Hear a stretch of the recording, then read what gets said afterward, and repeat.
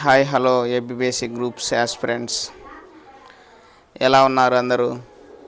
కొంతమంది సెలెక్ట్ అయ్యారు, కొంతమంది ఏపీ బేసిక్ గ్రూప్ 2కి సెలెక్ట్ కాలేదు. 1:2లో సెలెక్ట్ కావడం కాకపోవడం అనేది మన ప్రయత్న లోపమైతే కాదండి. మనమైతే సీరియస్గా ప్రయత్నం చేశాము.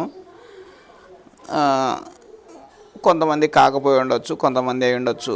ఏదేమైనా కట్ ఆఫ్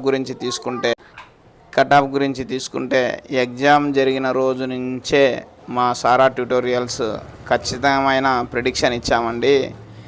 200 పైన ఉన్న ఓసీ అభ్యర్థులు మాత్రమే హోప్స్ పెట్టుకోండి. మిగిలిన అభ్యర్థులకు ఎటువంటి సందర్భంలో కూడా హోప్స్ పెట్టుకోవాల్సిన అవసరం లేదు అని ఖచ్చితమైన ప్రిడిక్షన్ ఇచ్చాము. ఏ యూట్యూబ్ ఛానల్ కూడా ఇవ్వనటువంటి విధంగా ఈ ప్రిడిక్షన్ ఇచ్చాము. ఎందుకంటే ఆ పేపర్ అలా ఉందండి. ఆ పేపర్ రాసి ఎగ్జామ్ రాసి బయటకు వచ్చిన చాలామంది అభ్యర్థుల వివరాలు మేము సేకరించి అనలైజ్ చేసి 200 పైన మార్కులు మాత్రమే ఉంటే హోప్స్ పెట్టుకోండి 1:2లో అని చాలా ఖచ్చితంగా చెప్పాము. కావాలంటే మా ప్రీవియస్ వీడియోలు కూడా మీరు గమనించవచ్చు. చాలామంది నాకు యూట్యూబ్లో కామెంట్స్ కూడా పెట్టారండి. జాతకాలు చెప్పినట్లుగా మీరు ఖచ్చితమైన ప్రిడిక్షన్ ఇచ్చారు సార్ అని సూపర్గా కామెంట్ ఇచ్చారు. కొన్ని యూట్యూబ్ ఛానల్స్లో మాదిరిగా 170 వస్తుంది, 155కి వస్తుంది, 140కి వస్తుంది, 165కి వస్తుంది అని మేము ఎటువంటి ప్రిడిక్షన్ ఇవ్వలేదు. 200 మార్కుల పైన ఉంటే మాత్రమే హోప్స్ పెట్టుకోండి అని క్లియర్ కట్గా చెప్పాము. ఎందుకనల్లానంటే పేపర్ స్థాయి, అభ్యర్థుల ప్రిపరేషన్ స్థాయిని బట్టి అంచనా వేయొచ్చండి.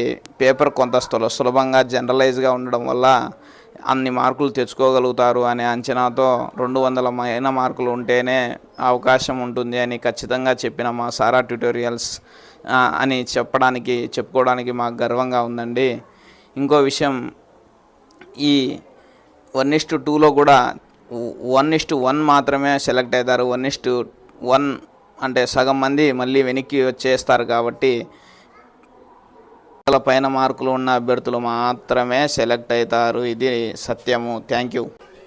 ఇప్పటికైనా తర్వాత కూడా రాబోయే గ్రూప్ 2లో ఆ స్థాయిలో కాంపిటీషన్ ఇవ్వగలిగే వాళ్ళు మాత్రమే కంటిన్యూ అవ్వడం ఉత్తమం అండి. లేకపోతే ఇంకొక వ్యాపారమో ఉద్యోగమో చేసుకోవడం ఉత్తమము అని మా అభిప్రాయం అండి. ఎందుకంటే గ్రూప్స్ అనేవి ప్రతి సంవత్సరం రావు.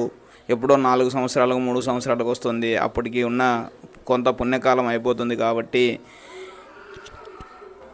ఇంకో గ్రూప్ 2 చూద్దాంలే అనుకోవడం చాలా నష్టదాయకం అండి. ఉన్న వయసు అయిపోతుంది, డబ్బులు అయిపోతాయి. మనకంటే తక్కువ చదువు ఉండి తక్కువ అవగాహన ఉన్న వాళ్ళు కూడా కోట్లల్లో సంపాదిస్తూ ఉంటారు. వ్యాపారాలు లేదా ఇతర పనులు చేసి మనం వాళ్ళకంటే జీవితంలో వెనకబడిపోతాం. కాబట్టి మనం అదే స్థాయిలో పోటీ ఇవ్వగలిగేటట్లయితే కాంపిటీషన్లో కంటిన్యూ అవ్వడం ఉత్తమం. లేకుంటే విరమించుకోవడం ఉత్తమమైన పని.